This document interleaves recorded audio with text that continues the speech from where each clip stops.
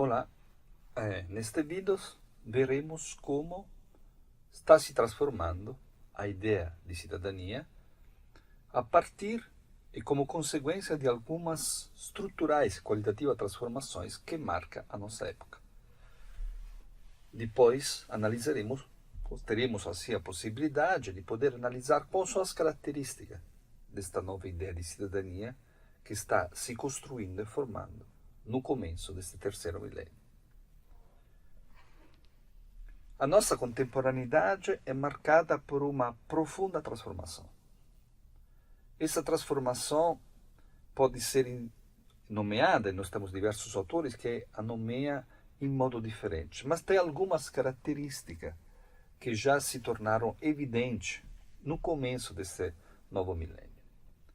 Uma das principais características é aquela que eu defino o protagonismo dos não-humanos. A nossa contemporaneidade, sobretudo nas últimas décadas, nos brindou por uma transformação que nos apareceu como o advento de uma nova forma do nosso convívio comum, da nossa própria sociedade, na qual entidades não humanas se tornaram protagonistas e se tornaram, nosso olhar, atores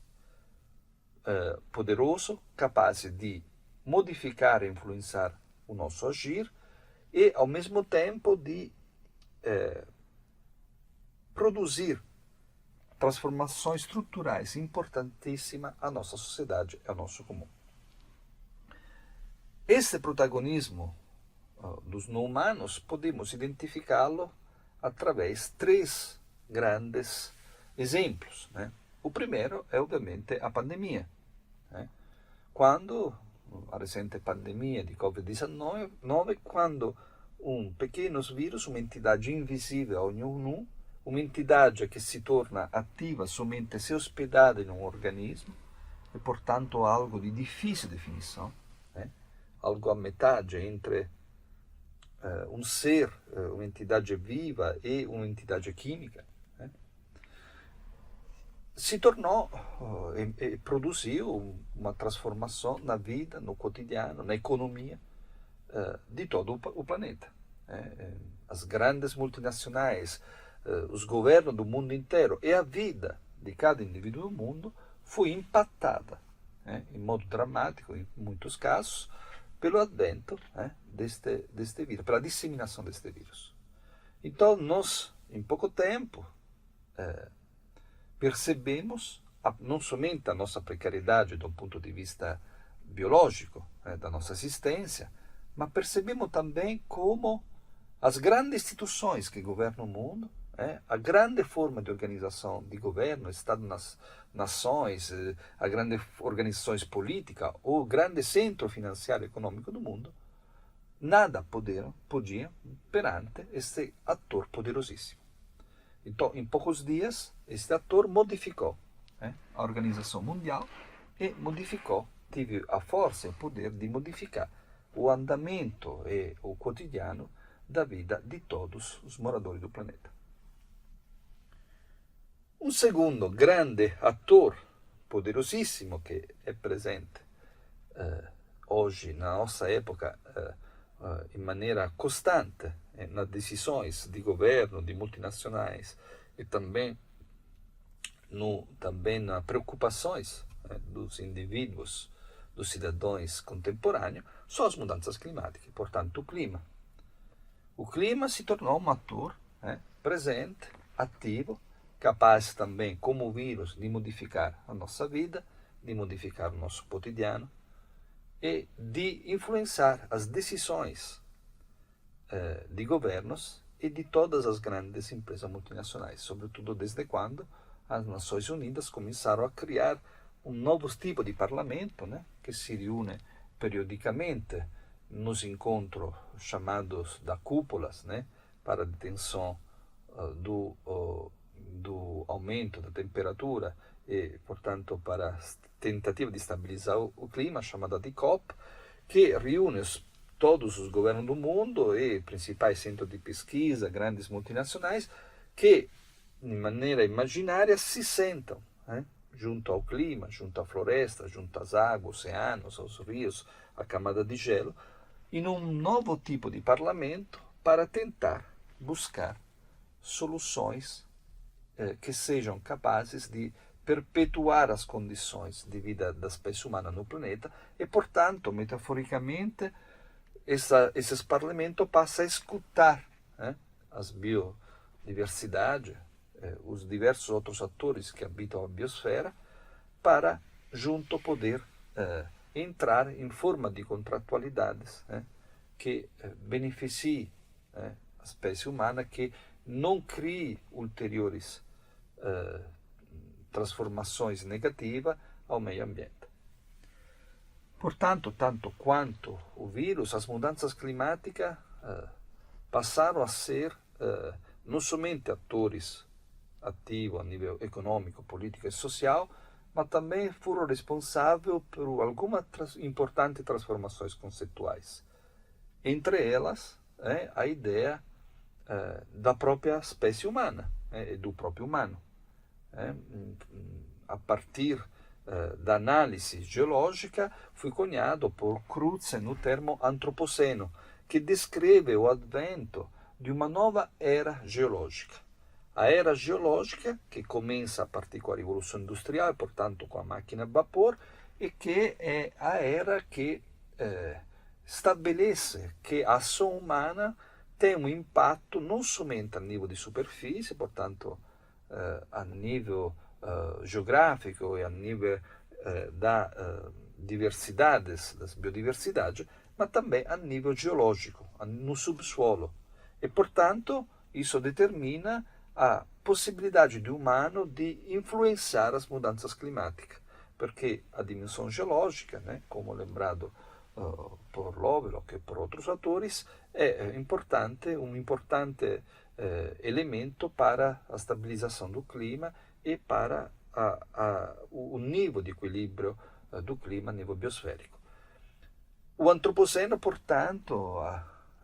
além das diversas críticas que são propostas ao próprio conceito, segundo Bruno Latour, estabelece a época na qual o humano se torna também uma entidade geológica. O humano deixa de ser apenas o homem vitruviano de Leonardo, uma entidade definida pelo próprio corpo, e se torna uma rede que alcança também a dimensão geológica. Mas, ao mesmo tempo, a dimensão geológica também se torna uma dimensão que deixa de ser apenas um conjunto de componentes de minerais, mas que é influenciada e transformada também pelo agir do humano. Então, como diz muito bem o Bruno Latour na obra dele Diante de Gaia, no antropoceno não entra nem a ideia de sociedade, nem a ideia do humano. Estamos perante, portanto, uma transformação que é também uma transformação conceitual que abre uma inovação muito grande também no âmbito das ciências sociais, criando uma nova área chamada Environmental Humanities, que é uma área que busca repensar a dimensão do social, a forma do social, a partir das mudanças climáticas, a partir da biosfera, a partir da época do antropoceno, daquela que John Lovelock define Gaia, que é esta entidade imaginada por Lovelock, que seria uma entidade viva, um corpo único vivo, do tamanho da biosfera, composto, como todos os organismos, por bilhões de outros organismos. Então, esta outra ideia que Lovelock apresenta na teoria de Gaia descreve um novo tipo também de planeta. Nós não moraríamos em um planeta terráqueo, isto é, numa esfera composta por água, em grande parte por terras emersas, mas nós seríamos parte de um organismo vivo, que é a biosfera, que é, portanto, é esta faixa que tem uma espessura entre 40 e 60 quilômetros, que vai do subsuolo até a atmosfera, no interior do qual existe a vida.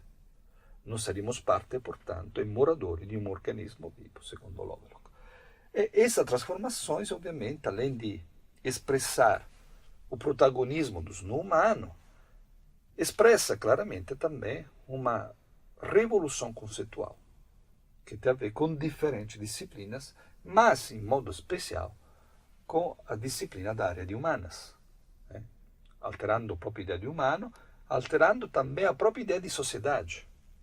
e, conseguentemente, alterando também a nossa ideia de ação e a nossa ideia de história. O terceiro grande exemplo, grande trasformação que marca e que evidencia com clareza o protagonismo do ser humano são as inovações tecnológicas digitais, que junto à pandemia, aos vírus e junto às mudanças climáticas, nos aparecem como um novo tipo de transformação e um novo tipo de processo histórico. Seja a pandemia, seja o clima, seja as inovações tecnológicas, pensamos a evolução da web, da social network para a internet das coisas, os big data,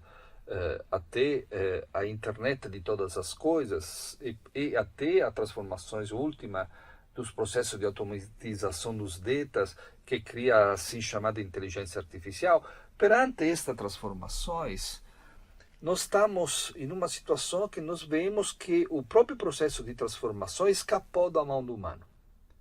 Nós estamos assistindo a entidades muito mais poderosas que humanos que estão implementando transformações que não são transformações cuja natureza é política, ou cuja natureza é ligada a um fazer do homem. Mas como exatamente a inteligência artificial e as suas diversas declinações, como as mudanças climáticas e como a pandemia mostra, são transformações que nos aparecem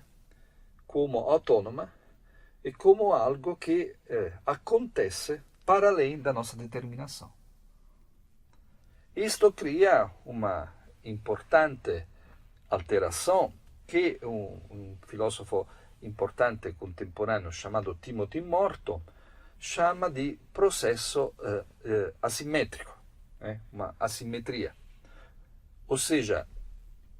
nós, até pelos processos, pelo acesso a grande quantidade de dados e pelo processamento e elaboração automatizada desses dados, nós hoje temos a compreensão que estamos perante a transformações, como a climática, como as mudanças climáticas, que estão para além do nosso suporte, estão para além da possibilidade de controle do humano, pelo menos a partir de um espaço temporal generacional. Com todos os esforços, as mudanças climáticas têm uma curva, um processamento, uma transformação que perpassa muitas gerações, perpassa a era geológica. E, portanto, nós temos a consciência que o nosso agir é limitado, que nós somos impotentes perante o tamanho do desafio da nossa época. Essa seria a simetria que Timothy Morton, no texto Hiperobjetos, descreve como uma das características da nossa época. A consciência que perante as grandes transformações da nossa época, o nosso agir é limitado. E as espécies humanas não têm o controle dos processos que nos afetam, mas tem sim o conhecimento deste. Esse conhecimento específico, esse conhecimento exato produzido pelos Big Data, pela interação com a tecnologia digitais, nos dá clara consciência de desafios epocais, mas que, ao mesmo tempo, nos transmite a sensação de impotência. E aqui, a dimensão da simetria. Portanto, a nossa época marca uma transformação profunda, que redefine também o conceito de sociedade, pelo menos assim como o pensou a sociologia moderna e a sociologia ocidental, a ideia de sociedade ocidental, cuja origem lá na antiga Grécia, como vimos, e que delimitava a ideia de sociedade a um conjunto de atores humanos, a relação entre sócios, do qual vem o nome sociedade. Hoje nós descobrimos que o nosso social não é mais composto apenas por humanos. Algoritmos, database, software, inteligência artificial, mas também floresta, emissões de CO2, rios, oceanos, vírus, através de sensores e arquitetura de interações em rede começaram a participar e a influenciar o nosso agir. Aqui é uma importante consideração a se fazer.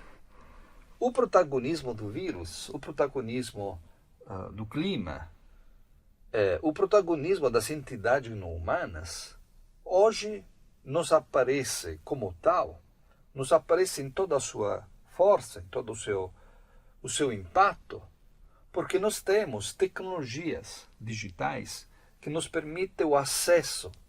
a este fenômeno, o acesso ao monitoramento desses processos, o acesso digital à grandeza através da sinergia de grandes quantidades de dados de todos esses processos que nos afetam. Portanto, ao falar do protagonismo do não humano, como eu descrevo no meu último livro, A Cidadania Digital, nós devemos falar corretamente a um protagonismo digital dos não humanos. Isto é, há uma nova forma de interação com o mundo que o humano passa, na nossa contemporaneidade, a desenvolver através da arquitetura de redes, através de tecnologias digitais e através de transformações que são produzidas em conexão com um conjunto de complexas tecnologias. Esse processo está criando transformações culturais, filosóficas, conceituais, mas também política, econômica e também jurídica. Nós temos já em algumas recentes constituições, como da Bolívia, do Equador, o reconhecimento jurídico de entidades não humanas como portadora de direitos, exatamente como as pessoas. Em particular, nós temos exemplos em diversos lugares do mundo desse processo de legalização dos direitos de entidades não humanas. Vou citar só dois exemplos, que são entre os mais importantes, mas podemos pesquisar e reconhecer um processo que se torna hoje um processo global, de fato, em diversos contextos e situações.